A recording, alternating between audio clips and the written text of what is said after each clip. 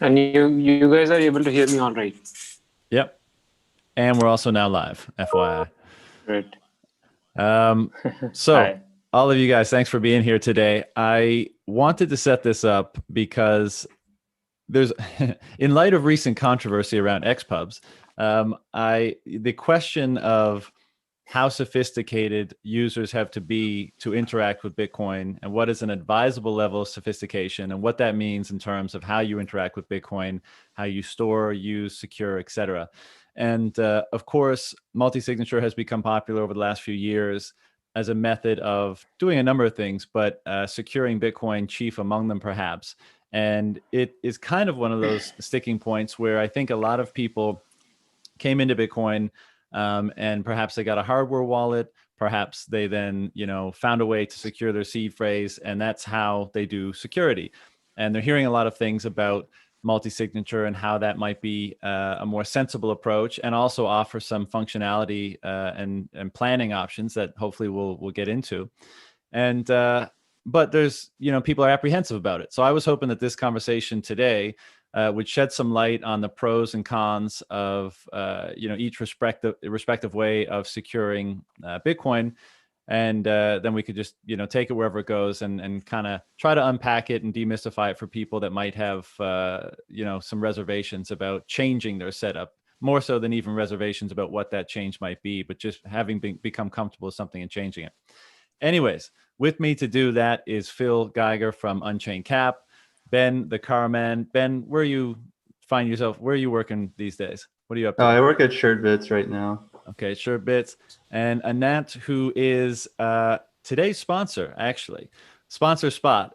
So I asked any small businesses or projects in the Bitcoin space if they wanted to come in at the beginning of one of these conversations this month and pitch or shill their project. And Anant hit me up and wanted to do it today. So, my friend, the floor is yours. Hey, thanks, John. So thanks for having me. My name is Anant. I'm the founder of BitHive, and here I'm here to talk about our wallet Hexa. Hexa is essentially a super secure wallet, non-custodial Bitcoin only. It is available on iOS and Android app stores. There's a long list of stuff I can talk about Hexa, but essentially, if I have to keep it brief, it's built on a backbone of the Shamir secret sharing recovery scheme. So what it does is essentially the backup scheme is such that it gives you 5 recovery keys, and in such a way that you can distribute those 5 recovery keys amongst your friends on your devices, on your your iCloud or cloud service providers, such that you need 3 of the recovery keys to restore your wallet, right? So that reduces the single point of failure that you might have with the seed or any other mechanism. It also gives it a lot more resiliency because now you can lose 2 of the keys, but your wallet is still available. So that's really the backbone of the product. But when you get onto the home screen, you don't really need to worry about the backup scheme. You can start off with using one of the accounts. It's a multi-account wallet. The way it is, way it comes up for the user is they have a test account, which is pre-filled with test bitcoins, and you can just start playing with them, start using them with other Hexa wallets. And when you do this, it gives you nuggets of information. So you learn Bitcoin while you do that. When you're more comfortable, there's a checking account and a savings account on top of basically where you get real sats. Checking account is nothing but a single sig account where you can spend or send bitcoins very easily, while savings account is where the multisig comes in, right? So savings account is a multisig account built into Hexa in such a way that you would need your wallet, but at the same time you will need to provide a 2FA code to spend from that account. So what you would do is keep your pocket change in your checking account and use it more regularly. While when it comes to savings account, you would probably store a larger chunk of your funds in there. So that's essentially the way you manage funds in Hexa, like you would do in your bank account, and you can send it to your friends and family and back it up with a recovery scheme that's much more resilient. So that's Hexa in a nutshell. So is the idea to kind of become maybe a little bit more, have more different security options as a hot wallet? Is that kind of the idea? Yeah. So if you really see, most of the Bitcoins that have been lost are due to human error, not because they were stolen. So there's a very fine balance between trying to make it super secure, but at the same time, people end up forgetting either their passphrase or their seed words. So that was the first thing we wanted to attack in terms of friction when people want to onboard into Bitcoin. Once that backup is kind of made easier, and here what you have to do is scan 5 QR codes, right? Once you have scanned 5 QR codes, it indicates on the home screen, your health is 100%. You don't need to worry about it, and it periodically checks the accessibility of each of your recovery keys. So you don't have to worry about it unless one of the recovery keys goes missing. It indicates, you might want to check with your mom or with your the other device that you have the recovery key on. So that keeps gives the peace of mind that your backup is safe. Right. Now you're free to use the front end of the wallet as you want. Sweet. Well, where can people go if they want to learn more about the project? I think best is to start with our Twitter account at HexaWallet and or our website hexawallet.io. Sweet. All right, man. Well, thanks for jumping in and telling us a little bit about it. Sure. All right, brother. Take care. Thank you. Cheers. Bye-bye. Bye. So Phil and Ben, why don't we start with a brief introduction from each of you so we all know who we're dealing with here. Ben, why don't you go first? I'm Ben Carmen. I work at Suredbits. I've been in the Bitcoin space for since 2017 and have been doing general Bitcoin development for probably the past year and a half. Hey everyone, my name is Phil Geiger. I'm the Director of Product Marketing at Unchained Capital. I've been running a full node for about 5 years now, and joined up with the Unchained Capital team about a year and a half ago. So I've been helping to build Bitcoin native financial services off of a foundation of multi-signature. Yeah. And so why don't we set it up this way? I put out the call, who wants to come on and talk about multisig? Phil, you're obviously an advocate, and Unchained does some great work in the space for providing tools for the public for free, obviously, and also integrating those tools into some of the products and services that you guys provide. And I think kind of making multisig far less intimidating for people, at least through something like Caravan, which is a really cool product. And Ben, you took the other side, saying that perhaps it's not a road you want to go down. So why don't we start with this? Phil, why multisig? That's a really good question. And I don't think that multisig is necessarily the first place that somebody should go when looking to custody their Bitcoin. It does add additional complexity to your operational security. But what I will say is, for people who are treating Bitcoin as a multi-generational asset, multi-signature, in my opinion, is the best way today to secure your Bitcoin for the long term, simply because it eliminates single points of failure. So there is a complexity trade-off. It is a little bit more complex to set up, but I think that once you have it set up, no single item that you're protecting is a single point of failure. So you can now lose a recovery seed, and somebody who finds a recovery seed isn't immediately in control of your Bitcoin. There's a what we call at Unchained a wallet configuration file that you have to secure, and that kind of contains, I kind of call it the treasure map. It helps you find all of your addresses that are part of your multi-signature setup, and it always requires a combination of keys to unlock the treasure chest, as well as that map to find where your treasure is located. So it's a little bit more complex, but for people, like I said, who are securing Bitcoin for the long run, I do believe that it is the most secure way to do so today. And before we go on to Ben, is there a particular setup that you generally favor or advocate for?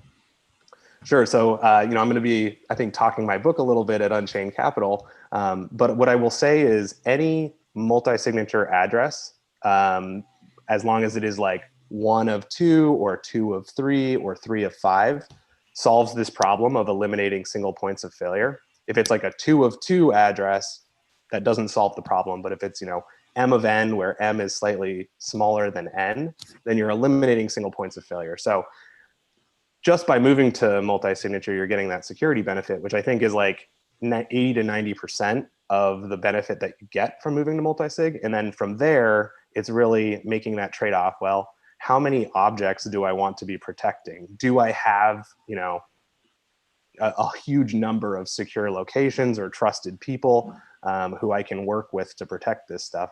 So my perspective is, as soon as you move to multi-signature, try to keep the quorum size as small as possible. So I really think that you're going to get, extremely high levels of security in a 2 of 3 setup where you're holding hardware wallets, recovery seeds, and that wallet configuration file. So at a bare minimum, you're securing 7 objects in a 2 of 3 address if you're doing it on your own.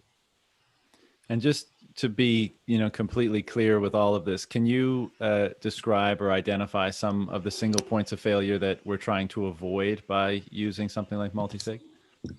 Sure. So if you have a, single hardware wallet, Trezor, Ledger, Cold Card that you've set up, you've written down your 12 or 24 word recovery seed. That recovery seed is really like direct control of your private keys. So if you lose that recovery seed and somebody knows what it is, they can pretty easily find where your Bitcoin are located and spend the Bitcoin. Now, those hardware wallets, they're designed to be extremely secure and protect that private key information or that master secret. But what we've seen over the course of the last 10 years is that kind of all of those hardware wallets are, they're fallible. Given enough time, most of them can be broken into. So it's good to store your seed on a hardware wallet, but if you're really trying to protect, like I said, your multi-generational wealth, you really want to just make sure that you're eliminating even that hardware wallet or that recovery seed as a single point of failure.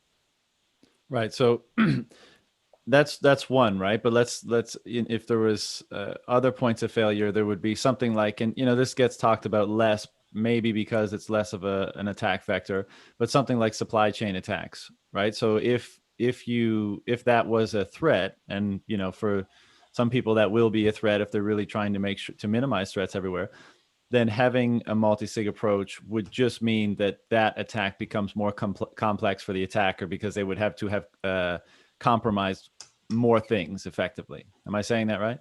I think that's correct. And one discovery that I made in my Bitcoin journey was really reading through Christopher Allen's Smart Custody Guide.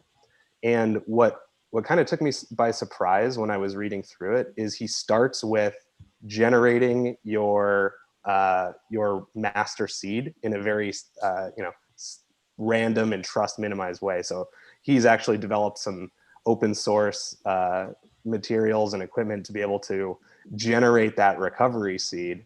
And then what you can do is load that recovery seed. Once you know that you've generated it extremely randomly, you can take that and load it onto really any hardware wallet. So whatever is the best practice. So that supply chain attack, I think, for the most part, mainly comes into play where it's generating that private key for you. So as long as it's generated in a random way, you're for the most part going to be secure for single signature. Other supply chain attacks are like, maybe during signing it can swap out information or something like that. I'm sure Ben will have a deeper understanding of the different technical attacks than I do. But yeah, really what you want is you want to start from something that's extremely random in order to generate your private keys. Right. And guys, by the way, throughout this, if you want to talk back and forth to each other, that's absolutely fine too. If you want to respond to one another. But Ben, I'll put it over to you now, and I guess ask the question, why not multi-sig? Yeah. I agree with Phil for the most part. Like, multi-sig does protect you from like a single key. Like, if that gets stolen, then yeah, you're gonna lose all your money, and that totally sucks. But I think, at least for today, there's not enough support and standardization around multi-sig yet to make it usable for the average user. Like for example, like with a backup, like Phil said, you need like 7 different pieces of information. You know, you need all your keys, and then with those keys, like say if you have a 2 of 3 multi-sig, but you lose your third key, if you don't have like the public keys stored with the other keys, you're gonna lose your funds because you won't be able to find them on the chain and be able to spend them. So there's like lots of like small like gotchas that can happen that I think are kind of understated. And then there's still like you're gonna pay higher fees with that until Taproot, and it has an on-chain fingerprint that's more identifiable. So you could lose some privacy doing it as well, which I think is also understated. So what would you add? What granted, what you just said is true, and we'll dig into the details in a little bit later. But what would you say is a more practical / secure, or kind of in the sweet spot in terms of security setup, if not something like multi-sig? I think like if you're like an everyday person, not like have like hundreds of millions of dollars or something, I think just using like make sure you definitely generate like your keys offline, like Phil is stating, but just use like a BIP39 passphrase, and just having like good secure backups should be fine for the meantime. And then once we have like really good secure multi-sig, or if you do have like lots of money, then you should maybe like actually be putting in money to like pay someone to help you be part of like a quorum, like something like Unchained offers. So is your argument just that there's more stuff to remember and secure with multi-sig? That's basically it? Yeah, and if those like the problem is like since it's extra to store, that can like lots of them, if you like screw up just one of them, you can lose your funds sometimes, which is not ideal, and that can really screw you up. Like if I'm leaving behind a lot, like if I die and I need to leave behind my money to family, there's like lots of small pieces of information that they need to get, and if they lose like one of them, they could lose all the funds, which would not be good. Right. Well, that's actually an interesting point. I think I'll put a pin in that one later, because things like inheritance planning is, I think, an interesting point here. But Phil, what would you kind of say to that? The complexity of having to remember and secure a number of different things rather than just one. I think that's a real concern. And what I will say is, first of all, I think there's a couple differences that we have to keep in mind. So multi-sig, right? It's open source. It's native to Bitcoin. You can do multi-sig on your own. You can also do collaborative multi-sig where you're distributing keys. So at Unchained Capital, one of our products is the vaults, which is a 2 of 3 vault where Unchained holds a key, and our clients hold 2 keys as well as their recovery seeds in the wallet file. So in that case, you're protecting 5 items in a 2 of 3, and you're relying on a company for that third key. So I think that the vaults really make it much more user friendly. So it sounds kind of complex to set it up, but really you initialize 2 devices, share public keys. We coordinate all your addresses for you. You have one file to download, and it's just packaged in a nice file. And I speak with a lot of Bitcoiners that are securing their funds in like different single signature hardware wallets, right? So if you have multiple hardware wallets already and they're already distributed, I think moving to multi-sig is a very small like additional complexity for much more security, because what you're doing is you're turning all of your recovery seeds in your hardware wallets into just keys, and instead of just single points of failure. So yeah, I mean, I think for like doing multi-signature on your own, I'll agree with Ben. For most people, I'd say for anything less than I don't even know, $50,000, $10,000 might not be worth it. But for people who are really treating Bitcoin as like multi-decade asset, like I wouldn't recommend somebody who's securing their funds in multi-sig today move away from multi-sig, right? So once you're on multi-sig, if you're doing a 2 of 3 multi-sig address and you're storing 50 grand that way, like I wouldn't suggest going back to single signature with a passphrase. I think single signature with a passphrase is good for a lot of people, but then again, the passphrase itself is a single point of failure.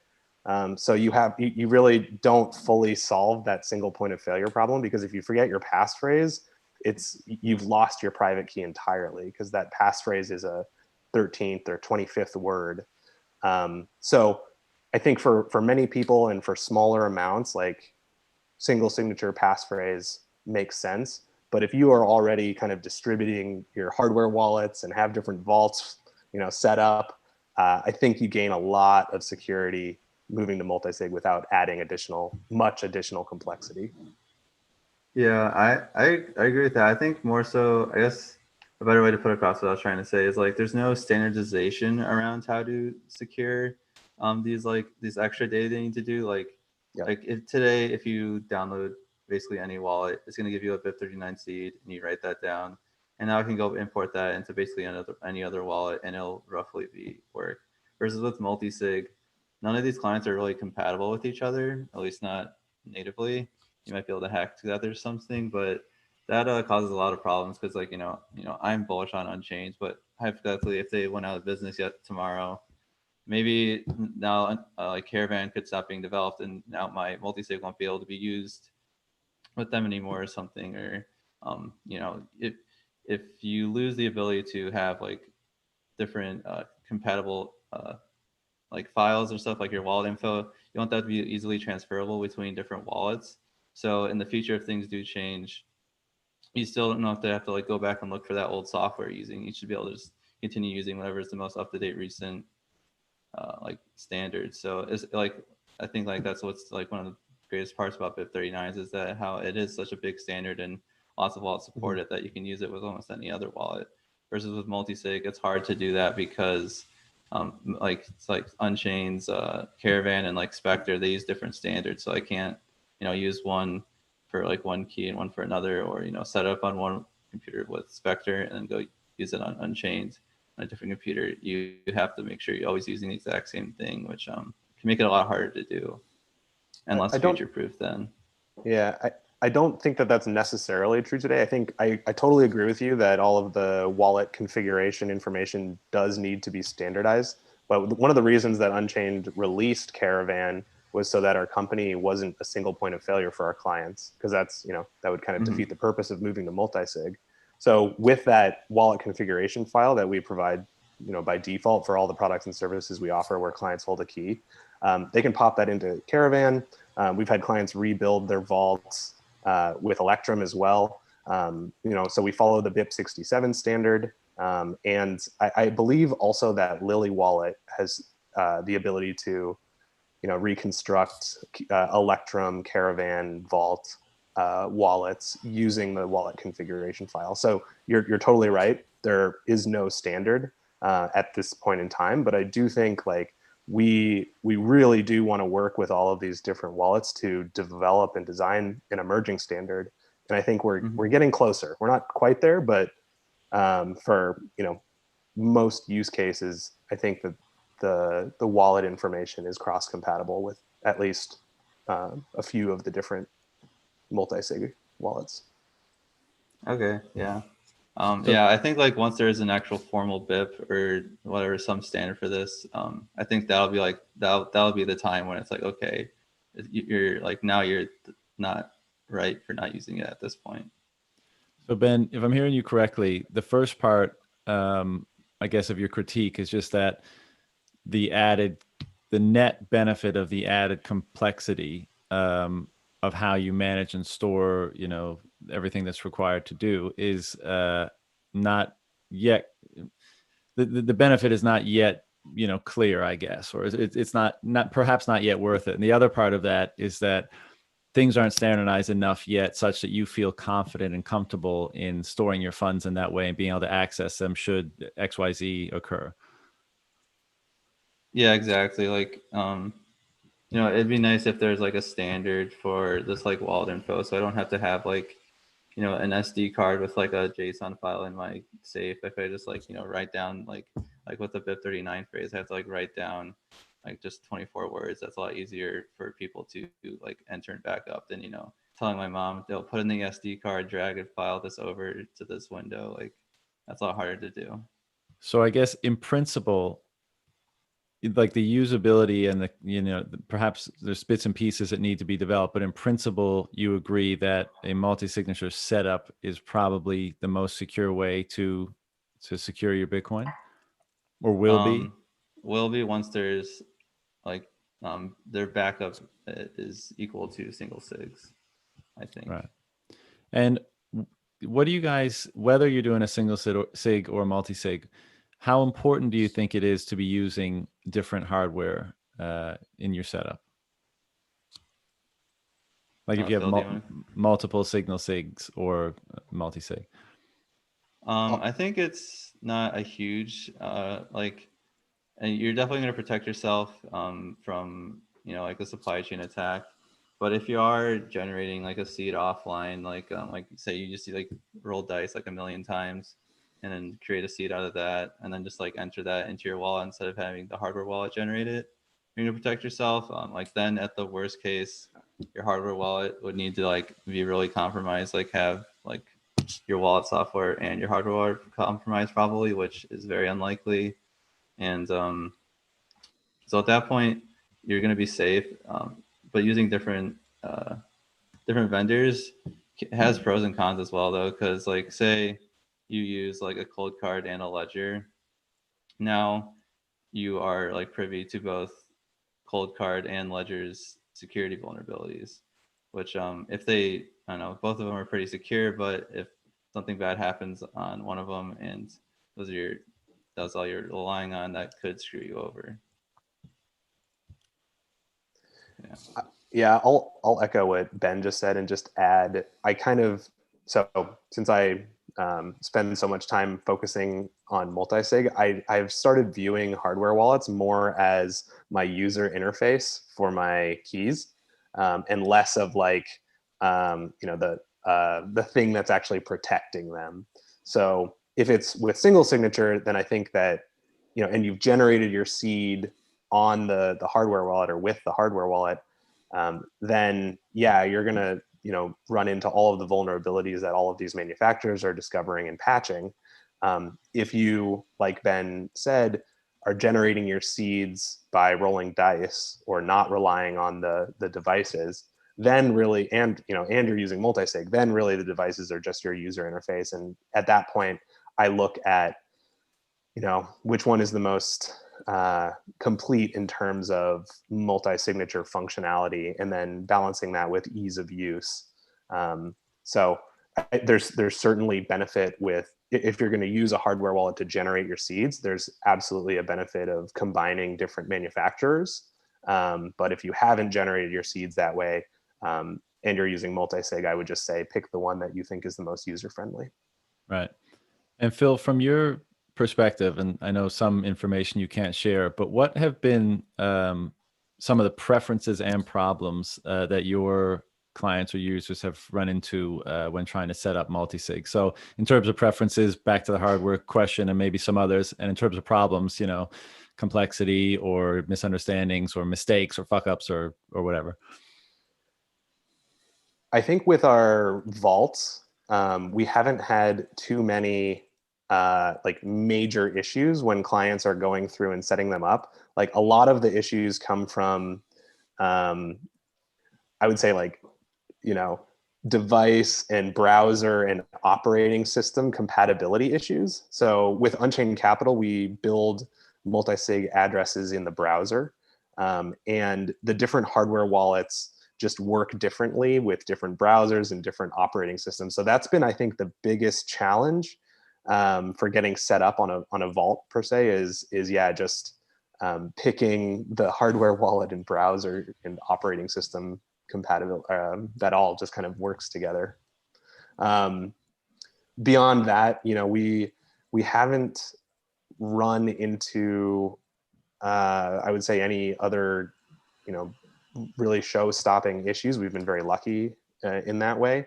Another thing I think we kind of touched on that Ben mentioned is that when you're broadcasting or signing multi-signature transactions, you're dealing with a lot more data. And so sometimes, our QA engineers, for example, have run into a couple occasions where if they're testing multi-sig addresses with a lot of transactions on them or UTXOs on them. The hardware wallets won't sign them, or it will take a really long time to sign them. And so that can be a little bit, I think, scary if you're going through that in real life. So it's something to just keep in mind, is it's really important, especially if you're on multi-signature, to be managing your UTXOs. Right. I think actually, what was it, yesterday or the day before, LOP released a really nice article just cataloging the different hardware wallets and how long it took to sign transactions with like 100 UTXOs on them. Oh, really?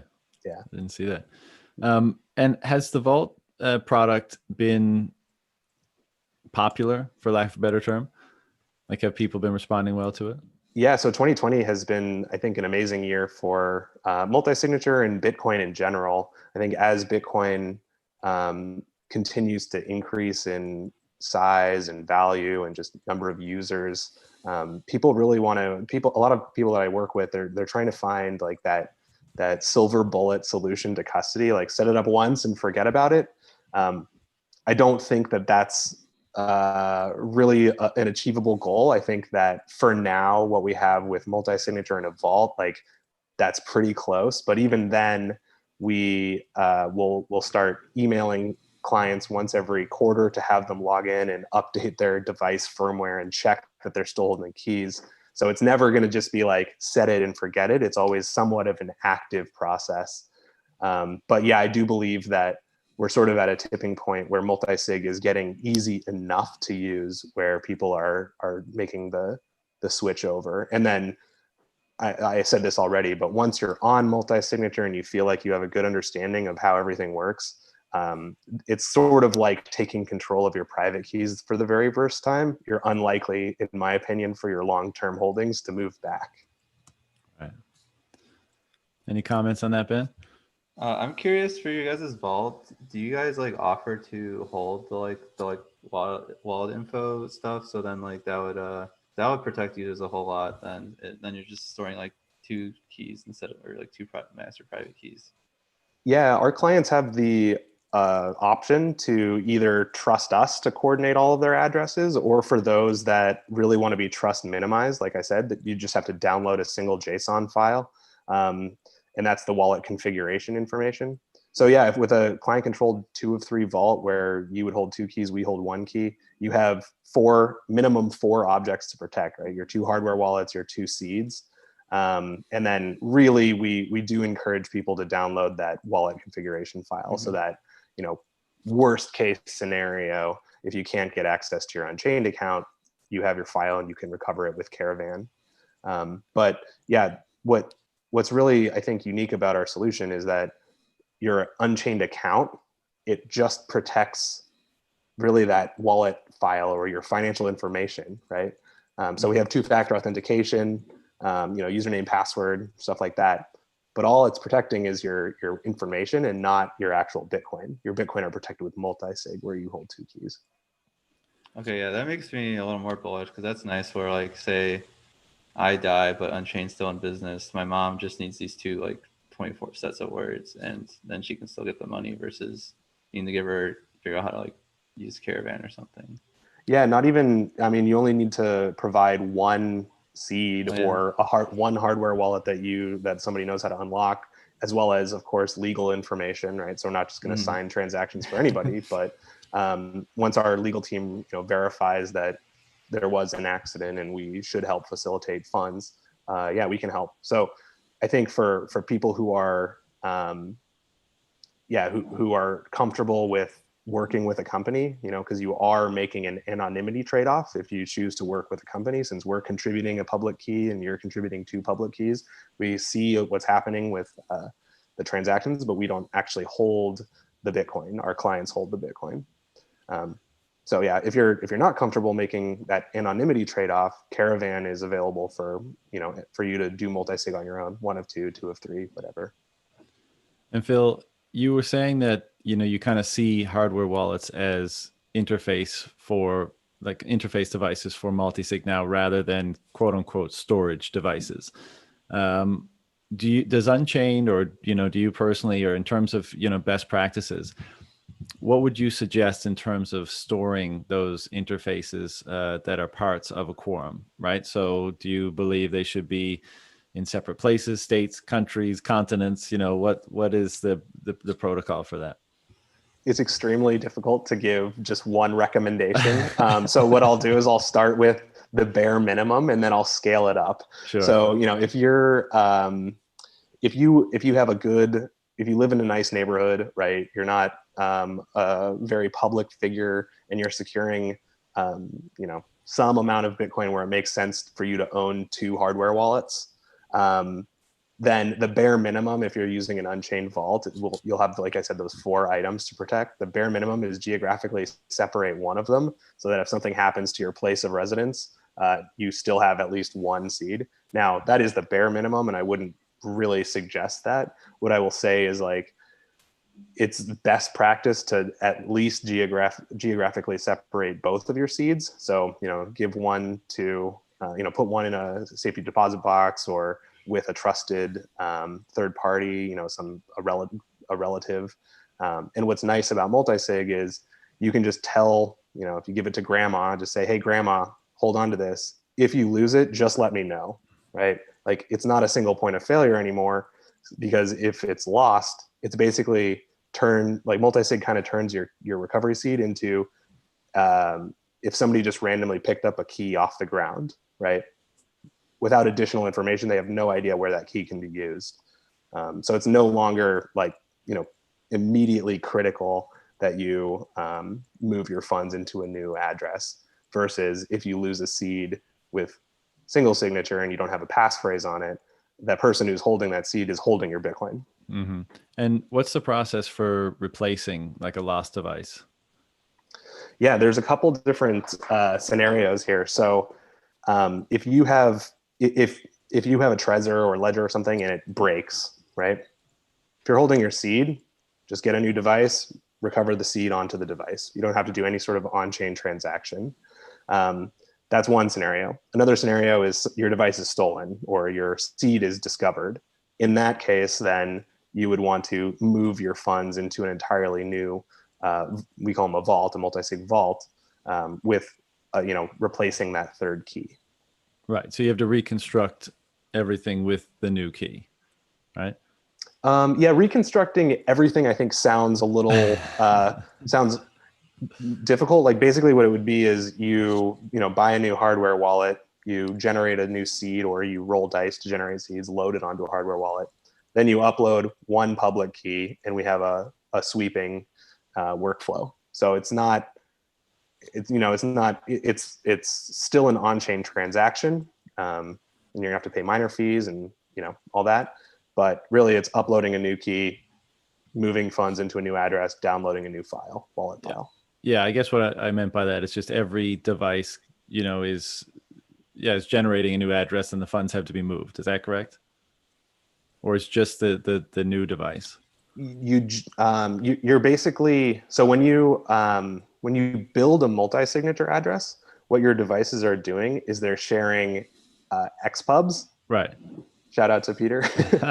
And you take those XPubs and you derive down to individual public keys that you combine.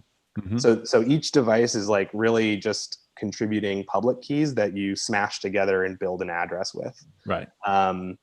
That's my So non-technical explanation. So if Right. you lose one of or if you need to replace one of your keys, you can still start from the other 2 XPubs and derive down sort of new XPubs or public keys to build an address. So you don't have to swap out the other 2 keys. You can just start from the same place and swap out one of your keys. Right. But I guess what I meant was for the 2 that weren't lost, or like for the 2 that weren't replaced, you're using the same XPub. Or you're generating new addresses with each XPub that will go into the new public address for the multi-sig. We generate new addresses, and this is going to get a little bit to the limit of my technical ability. But so when you set up your vault, you upload XPubs located at a very standard multi-signature pathway for P2SH multi-sig. It's M45 0'0'. from there, for each product that you construct on our website, be it a vault or a loan, we derive from your master XPub a unique XPub. So it might be like M45/0/0/0 or M45/0/0/1. So start from one XPub, derive a second XPub, combine it with a few other ones to build an address. Right. So this is a little confusing, but basically you upload 2 XPubs and we can just use those 2 XPubs to build entirely new multi-sig addresses without ever, seeing what's happening in sort of one product versus another. Right. So if you have a vault and a loan, or 2 vaults, or 100 vaults, you can build 100 vaults from the same 2 keys. Yeah, for sure. So if you lose a device, you get the new device, you create a new address, you send the funds that were previously on using the former device, and you send them all to the new quorum, effectively, to the new key. Yep. Right. Yeah. Okay. Ben, and any problems with that? No, that makes sense to me. There's a small privacy leak there though, because if you're using the same XPubs before, they'll have the same key throughout, like the old set and the new set of keys, so they can see those funds are linked. But otherwise, I mean, that makes sense to me. And Ben, before we move on to a few other issues, but I didn't get to ask you this. What, in terms of the hardware question for you, in terms of preferences, and if you're representing the single-sig side of this debate, what do you think is best practices for, and preferred preferences for hardware for you? Like personally, I just have like a hardware, like a cold card with just I like generated seed, and then put a bit39 passphrase on it, wrote that down and backed it up, and then distributed my backup to an undisclosed location. But yeah, I think that's what felt safe to me and good enough for like the amount I'm holding now. If I had $100 million, it might be something different, but well, that's what was my next thing, is because I think a lot of people just think right now I have one thing to secure and make sure that it's totally rock solid.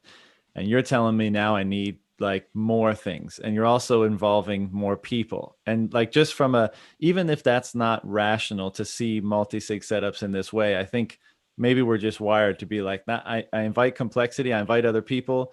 That's dangerous. Like that's, my information is leaking, my it's more susceptible to things, etc. But I think people, are starting to think that, or starting to realize, and Phil and your work at Unchained and the education piece that everyone is doing around this is helping.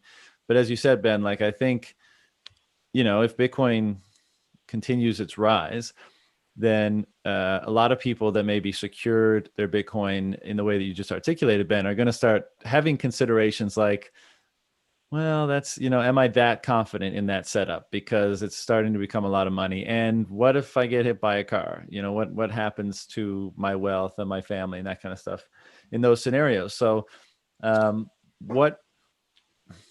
guess the question is, what threshold do these considerations, like, do we think these considerations will start being kind of moving to people? Like it'll kind of inspire them to change their setup. Is it just a dollar value? Phil, in your experience, you could probably shed some light on that.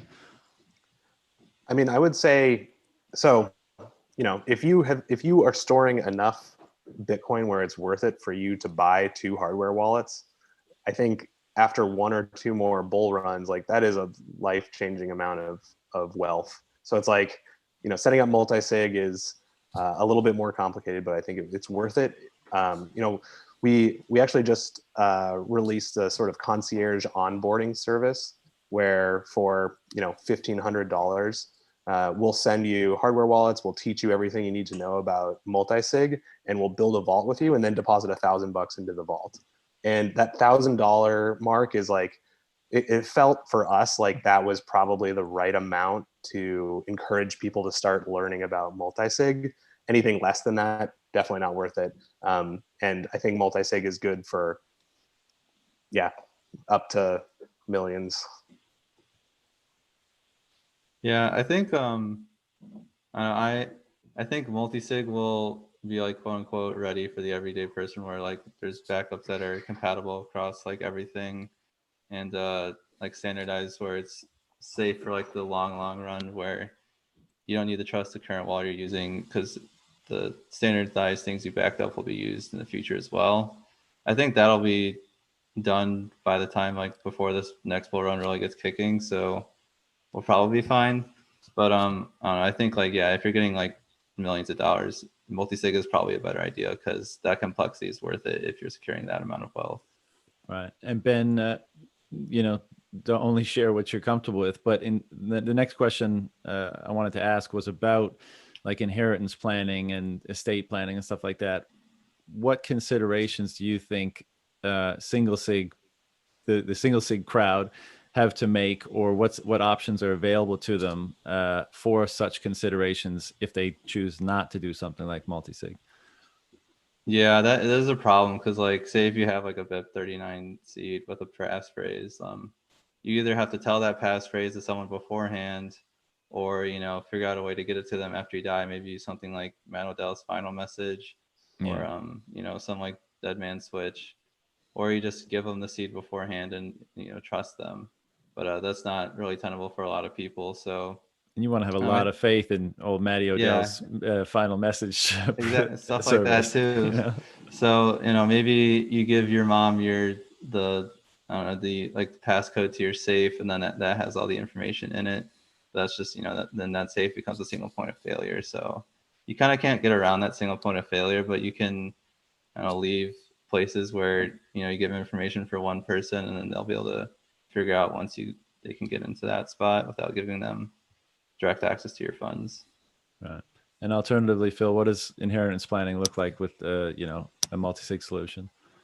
Sure. And I think that the answer is dependent on whether you're doing multi-sig on your own or multi-sig with a company. If you're doing multi-sig on your own, say you have like a 2 of 3 multi-sig address that you've built with Caravan, what we say is generally acceptable for that wallet file, that wallet configuration file, is to secure it somewhere that it's encrypted. So maybe in an encrypted password manager that you can then invite, your relative or somebody to share with, and then you give that relative maybe one key, right? So in the event that something happens, they have to cooperate or coordinate with, someone else or a, lawyer or your beneficiary in your bank account or something. But yeah, you can set it up on your own so that it requires multiple parties to cooperate in order to get the funds back. With an Unchained vault, which is collaborative custody, as I mentioned earlier, as long as executor shows up with one seed or one hardware wallet that they can unlock, and legal documentation, then we are able to assist with the transaction. Additionally, a lot of our clients will onboard their trusts. So they'll set up a legal trust, and then in that event, just whoever is the trustee at that point in time is the legal owner of the Bitcoin. So it just follows the rules of your trusts. Right. So, I mean, I guess, because if you're just using other quote unquote trusted people, then you're kind of back in the same situation. Like, I guess, does multisig, it's going to need the integration of like legacy structures, let's say, like it can't all be contained within Bitcoin in order to serve this purpose, right? Because something like an attorney or a trust will like legally keep access of that away from other people that might access it prior to your death, right? Whereas if it was just a couple of trusted people, well, the same as you giving them your seed for your single sig, they could just collude against you, with a 2 or 3 multi-sig or something like that. So does multi-sig just allow to set up an inheritance planning structure with multi-sig? You're going to have to get a legal entity involved, and that's pretty much the best way to go about it at this current point in time.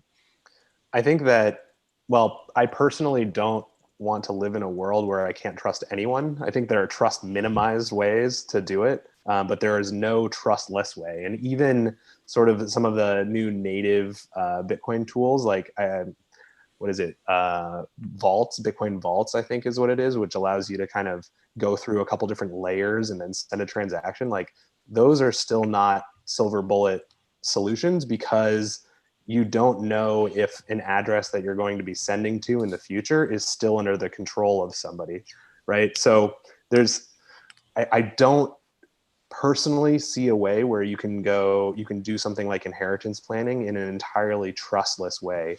You always will have to provide some pieces of information to either a legal representative or a trusted person.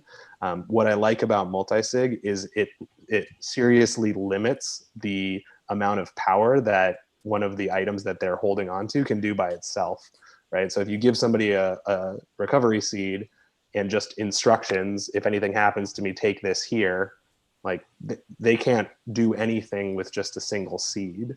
They can't even find the Bitcoin that you're holding. They have to also have access to that wallet configuration file, or go to the trusted third party and say, I want to make a Bitcoin transaction. But then, the company has to, facilitate that transaction. So I like that about multi-sig. You can give people important information, but it's not critical to the security of the Bitcoin. It always requires a combination. And that's what I mean by like, it eliminates single points of failure. We touched on this a little bit earlier, but Ben, maybe you could talk on this for a sec, just so that I'm clear. What are the biggest privacy trade-offs that you're making, if any, with a setup like that, and in particular with a setup like that, like a collaborative custody setup? Collaborative custody, you're kind of just borking your privacy, because Unchained will be able to see every single transaction you do. So, if the US government comes and subpoenas them, you're just kind of screwed. But if you're doing like just even like all self-hosted multi-sig, you still kind of can wreck your privacy, because it's going to have a clear on-chain footprint, at least till Taproot, where you'll see like op check multi-sig right on the blockchain and know like this is a multi-sig transaction, this isn't a single sig transaction. And that can have like different concerns. So like say your like standard workflows, you buy Bitcoin on Cash App every Friday, withdraw it, and then once you have enough, then you're gonna like send that to Wasabi or Samurai and mix it. If you're like, say you have like 5 Bitcoin on your hardware wallets from your multi-sig, and you send that to Wasabi and then mix it and then send it back to the multi-sig when you're done, it's gonna have a distinct on-chain footprint. Like there's not much like 5 Bitcoin going from multi-sig to Wasabi and then back to multi-sig. So you're kind of giving like a clear like shout out, like, hey, this is a different address I'm going to, and that can kind of wreck you, where you're not hiding in like primarily what is used today as single sig. So you have a lot larger anonymity set versus a multi-sig, which is just like a lot smaller, so less people to hide among. Ben, haven't you borked your privacy by buying Bitcoin through Cash App? That's true, but they don't know where my addresses are, or like which addresses I hold my funds on. Yeah, I think that I think you're correct that if you include any company in a multi-signature quorum, that you are no longer anonymous. I do think that there's a difference between privacy and anonymity. So, if you are working with a trusted partner, you can still be private. You probably can't be anonymous. And you're right. In order to be anonymous, you should first of all obtain your Bitcoin from a non-KYC source. So wouldn't go through Cash App for obtaining, anonymous Bitcoin.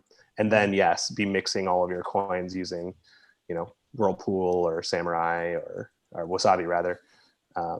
But yeah, I would say if you're purchasing Bitcoin from a KYC'd exchange, like you're not anonymous anymore. That's actually, sorry, go ahead, Ben. Yeah. I mean, you're on like the U.S. government knows like now you own that much Bitcoin, but they don't know where that's stored and if you've spent it or not. So like when you're actually sending a transaction, it depends what you consider anonymous. Like they won't know it's coming from you unless they can track it like all the way back, but they will know that you have Bitcoin. Phil, what happens to collaborative custody, in this in a 6102 sort of event, right? The government says Bitcoin is banned, and if you got it, give it up.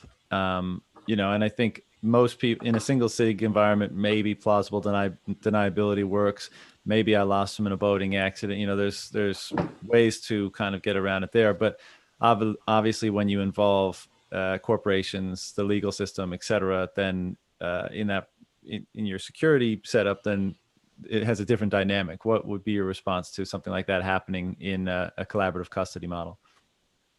First of all, I'm a hopeless optimist, so I don't believe that Bitcoin will be 6102'd. We know we have politicians at pretty much the highest level of the U.S. government with Bitcoin. I think we're going to have a Bitcoin senator coming up in a couple months. So I'm hopelessly optimistic that we won't be 6102'd. But if we are 6102'd and you are securing funds in a collaborative multi-sig setup with a company, you know, at least with Unchained, since you have your wallet configuration file and your two seeds, your two keys, you are holding your Bitcoin. So the plausible deniability thing there, I think, applies in the same way for multi-sig as it would for single sig. And in particular for the Bitcoin that you're obtaining above the table, like I said with Ben, I think you've already kind of borked your anonymity. So yeah, there's no, I don't have like a silver bullet solution for that, but I would say that, you know, in the event of a 6102, if you're relying on plausible deniability for single signature with an Unchained vault, you would have that same plausible deniability. Right. Yeah. If they 6102 and like you see that announcement and you have like an Unchained vault, you could just like oh shoot, they're gonna get subpoenaed, and just immediately spend it from there to like your own single sig or a multi-sig you set up personally. And then you just have to, you know, they'll have to come and find you then. Yeah, with external recovery with Caravan, you know, the workflow is import wallet configuration file, you know, load the wallet, hit send, and then the Bitcoin is wherever you've sent it. Ben, I think, you know, we've kind of discerned that once things become more standardized and you can kind of have more confidence in the setup, that you think multi-sig, and for certain amounts, over certain amounts, multi-sig is, you know, a sensible approach to security. What do you make of the collaborative custody model? I think it's good for like, if you're like, if you don't trust yourself to do it, it's definitely a good idea to do. Or if you want, even if you do trust yourself, but you know, you want to be able to have like your beneficiaries, if you do like die or something, to be able to do it themselves, it's definitely a good idea, because it just, you know, then you have someone to call on the phone, they'll be able to help set it up or get the money, besides having to, you know, look up like a document I wrote on my computer or something and hopefully I did it correctly. So I think that's really nice, but it does have the trade-offs where, you know, they now have a part of the keys and, you know, you're losing some privacy. Right. And so in a scenario where you got to get out of Dodge, right? You got to leave the country, you got to go to the Citadel somewhere in a Caribbean island, whatever it may be. What happens in that scenario when you have a setup like this? And again, both scenarios will require special approaches, but let's say you're going to be searched at borders, and I know we're tinfoil hatting here, but let's just say like that has to happen. You got to get out of Dodge. You're going to be searched. Like, what is the approach or protocol or solution to something like that? I would say you should immediately spend it from whatever quorum you have, so then they don't know where your like exact funds are being tracked forever. So then you have it on like your own XPubs, so then they can't see like track it fully on the blockchain. But then you know, you probably want to mix it, and then like for backups, like say if you don't want to have to like carry like a cold card through a border because they might know what that is, then you know, you could just have like pieces of paper with words on them, or you know, like an SD card with stuff encrypted on it, and that should be sufficient. I don't know, Phil, do you have anything else? I would say for the ultimate sort of refugee case, I would suggest memorizing a 12-word seed and sending your Bitcoin that's what there. it boils down to, right? Because if you're going to be stripped at the border and you don't have I guess if you have things sufficiently dispersed and you're going to a place where you have a device stored or something like that, it might be a bit different. But I mean, the other alternative would be to, wherever your destination is, if you have somebody that you trust.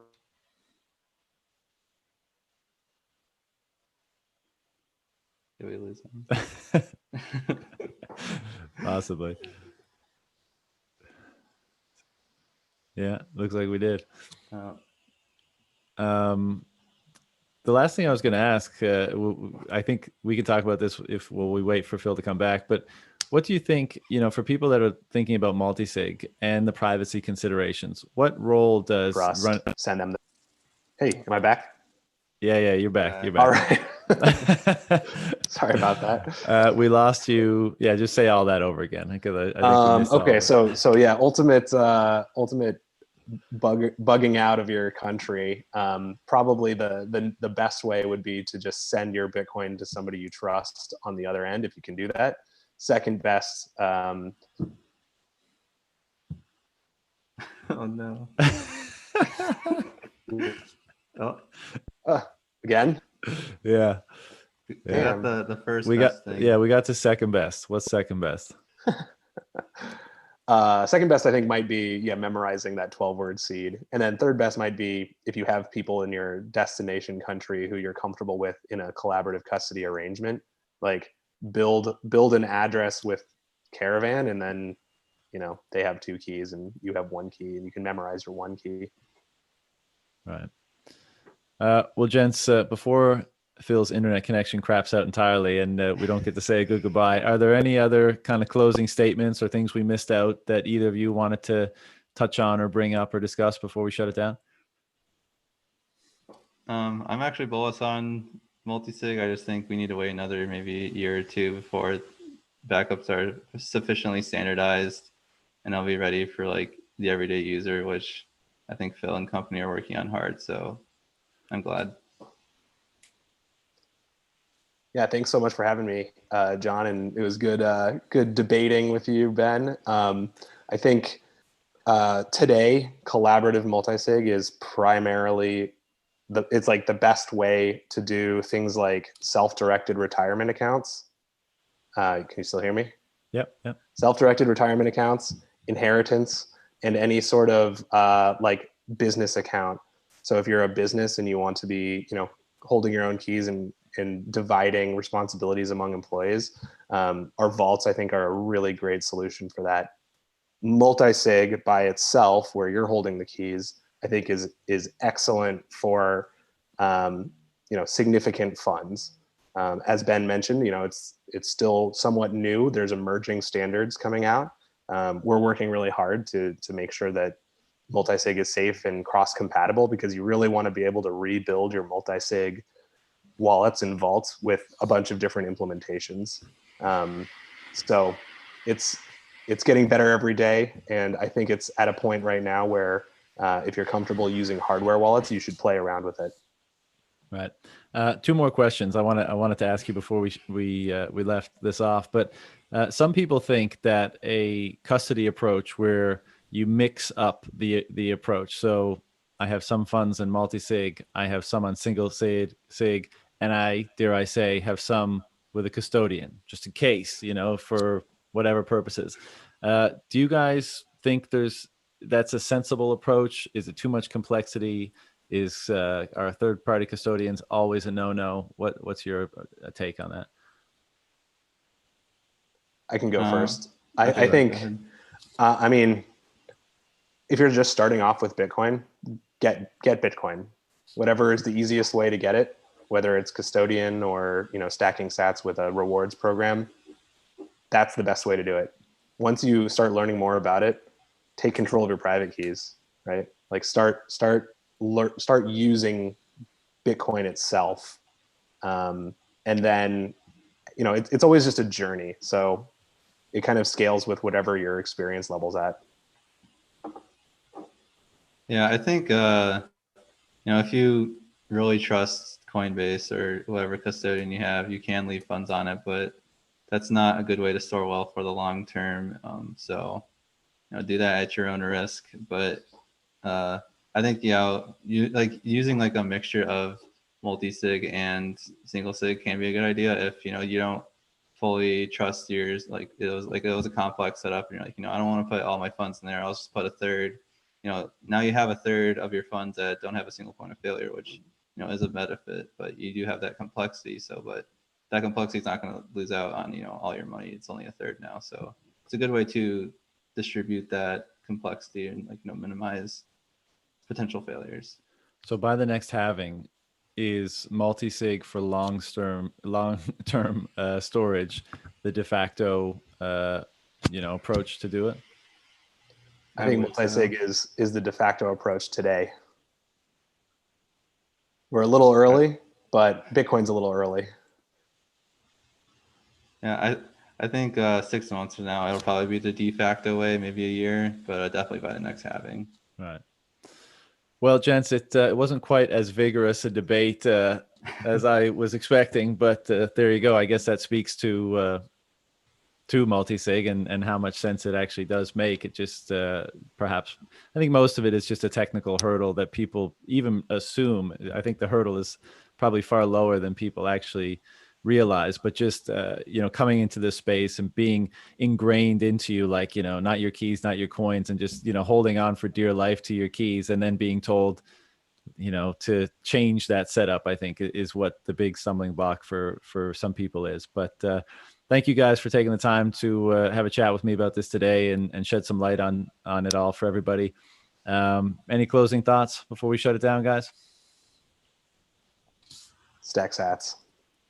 Yeah. Stack sats. Thanks for having me. All right, guys. Take care. We'll talk to you soon. Thanks a lot.